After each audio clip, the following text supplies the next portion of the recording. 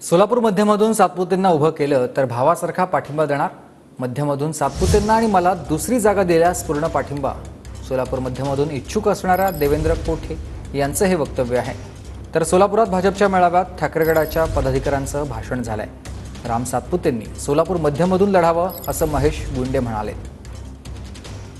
साहेबांनी मला सांगितलंय की तुझं पालकत्व मी स्वीकारतोय, तू काळजी करू नको, तू कामाला लाग। त्यामुळे माझा भाऊ तुमच्यावरती एक मोठा भाऊ म्हणून प्रचंड विश्वास आहे। भविष्यात जर का फडणवीस साहेबांनी मला बोलून सांगितलं की मी मध्यला रामभाऊ सातपुतेंना उमेदवारी देतोय आणि तुला दुसऱ्या मतदारसंघात शेजारी लढायचं आहे, तर एक भाऊ म्हणून मी निश्चितच पूर्ण ताकदीने तुमच्या सोबत आपल्या भारतीय जनता पार्टीचा भविष्य काळातला विजय करण्यासाठी प्रयत्न करूयात।